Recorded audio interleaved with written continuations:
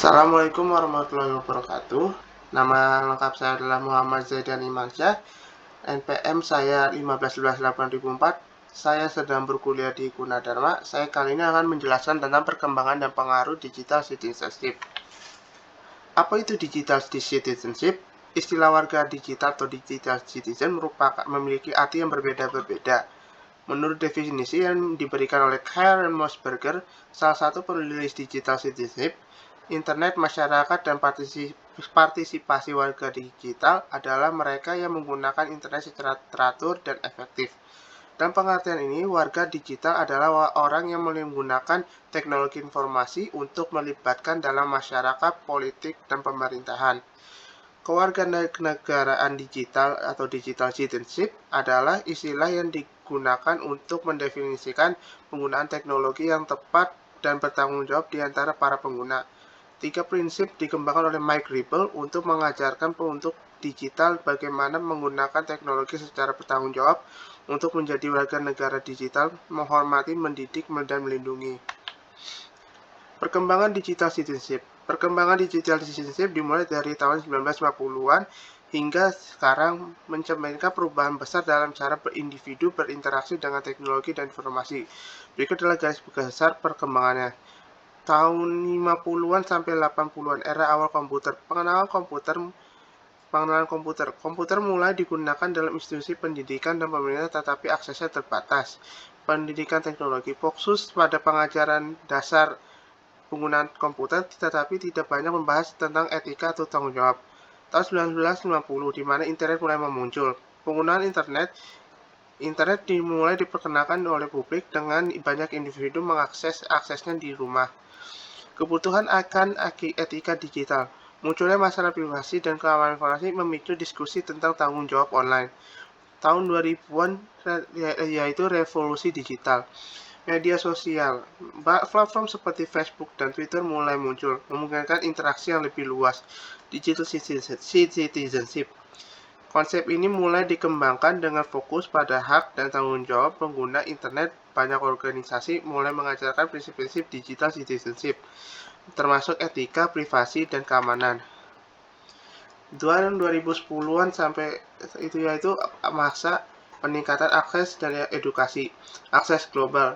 Smartphone dan akses internet yang lebih luas meningkatkan partisipasi dalam dunia digital. Kurikulum digital citizenship. Banyak sekolah mulai mengintegrasikan pendidikan tentang digital citizenship ke dalam kurikulumnya mereka. Mereka mengajarkan siswanya cara berinteraksi secara positif dan aman di dunia maya. Tahun 2020-an, kesadaran dan tantangan baru. Isu keamanan dan informasi. Isu keamanan dan privasi.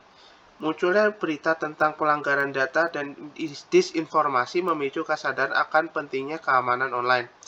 Tanggung jawab sosial. Tumbuhnya kesadaran tentang dampak media sosial pada kesehatan mental dan masyarakat mendorong diskusi dalam tanggung jawab individu dan kolektif. Inisiatif global. Berbagai organisasi dan pemerintah mulai mengembangkan inisiatif untuk meningkatkan literasi digital dan kesadaran akan hak digital. Secara keseluruhan, digital citizenship telah berkembang dari sekadar pemahaman teknis tentang penggunaan seperangkat menjadi sebuah konsep yang lebih kompleks, mencakup etika, tanggung jawab sosial, dan partisipasi aktif dalam dunia digital. Pengaruh digital citizenship. Dampak digital citizenship mencakup berbagai bidang, diantaranya pendidikan, ekonomi, sosial, kesehatan. Pada efek bidang pendidikan ada berbagai macam, diantaranya peningkatan akses informasi, di mana dengan adanya internet, siswa dan guru dapat mengakses berbagai sumber informasi yang luas. Ini membantu mereka dalam proses belajar mengajar dan memperkaya materi pendidikan. Kemudian ada pembelajaran kolaboratif. Platform digital memungkinkan kolaborasi antara siswa baik dari dalam maupun luar kelas. Mereka bisa bekerja sama dalam proyek, berbagi ide, dan belajar dari satu sama lain secara lebih efektif. Kesadaran etika digital. Pendidikan tentang digital citizenship mengajarkan siswa tentang etika penggunaan teknologi, termasuk hak cipta, privasi, dan tanggung jawab dalam berinteraksi dunia maya. Inovasi dalam metode pengajaran. Penggunaan teknologi dalam pengajaran membuka peluang bagi guru untuk berinovasi dan metode yang lebih menarik dan interaktif, seperti penggunaan media sosial, video, dan aplikasi pembelajaran. Yang terakhir ada peningkatan keterlibatan orang tua. Dalam platform digital, orang tua dapat lebih terlibat dalam pendidikan anak mereka, mengikuti perkembangan belajar dan berkomunikasi dengan guru. Dalam bidang ekonomi ada beberapa macam, yaitu diantaranya peningkatan keterampilan digital.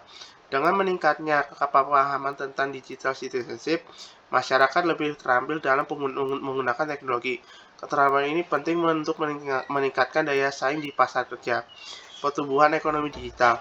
Digital citizenship mendukung perkembangan ekonomi digital, termasuk e-commerce, fintech, dan layanan online. Ini membuka peluang baru bagi bisnis kecil dan menengah untuk menjangkau pasar yang lebih luas. Inovasi dan kewirausahaan. Masyarakat yang paham akan digital citizenship cenderung lebih inovatif dan berani mulai usaha baru. Akses terhadap informasi dan sumber daya online memungkinkan mereka untuk menciptakan produk dan layanan baru. Kolaborasi global. Digital citizenship memungkinkan individu dan perusahaan di Indonesia untuk berkolaborasi dengan mitra internasional, membuang peluang untuk menginvestasi dan pertukaran pengetahuan. Dalam bidang sosial, diantaranya peningkatan keterhubungan. Digital citizenship memungkinkan orang untuk terhubung lebih mudah melalui media sosial dan platform digital. Ini memfasilitasi komunikasi dan interaksi antar individu, kelompok, dan komunitas baik di dalam maupun di luar negeri. Kesadaran sosial. Melalui akses informasi yang lebih luas, masyarakat menjadi lebih sadar akan isu-isu sosial, politik, dan lingkungan. Kampanye sosial dalam gerakan kemanusiaan dapat disebarkan dengan cepat, mendorong partisipasi aktif. Kemudian ada komunitas online. Platform digital memungkinkan terbentuknya komunitas berdasarkan minat dan tujuan bersama. Ini membantu individu menemukan kedukungan dan saling berbagi pengalaman, terutama bagi mereka yang berada di daerah terpencil. Pendidikan dan kesadaran budaya. Digital citizenship mendukung pertukaran budaya melalui akses ke konten global. Ini meningkatkan pemahaman antar budaya dan menghargai keberagaman. Dan yang terakhir adalah efek dalam bidang kesehatan. Ada beberapa yaitu akses informasi kesehatan. Masyarakat ini kini dapat dengan mudah mengakses informasi kesehatan melalui internet. Ini dapat membantu individu untuk memahami akses berbagai penyakit, gejala, pengobatan, dan langkah-langkah pencegahan. Telemedicine dan layanan kesehatan digital. Peningkatan pemahaman tentang digital citizenship mendorong penggunaan layanan telemedicine. Telemedicine merupakan di mana kita berusaha menghubungi sebuah dokter secara online, di mana jadi pasien dapat berkonsultasi dokter secara online, yaitu dengan di mana itu akan mengurangi hambatan akses terutama di daerah terpencil. Kemudian ada dukungan emosional dan komunitas. Platform online memungkinkan individu untuk bergabung dengan komunitas dukungan bagi pasien dengan kondisi serupa. Ini membantu mereka berbagi pengalaman dan mendapatkan dukungan emosional. Dan yang terakhir adalah pendidikan kesehatan masyarakat. Kampanye kesehatan dapat disebarkan lebih luas melalui media sosial dan platform digital. Ini meningkatkan kesadaran masyarakat tentang isu-isu kesehatan seperti vaksinasi, penyakit menular, dan gaya hidup sehat. Terima kasih telah melihat presentasi saya. Kurang lebihnya mohon maaf. Wassalamualaikum warahmatullahi wabarakatuh.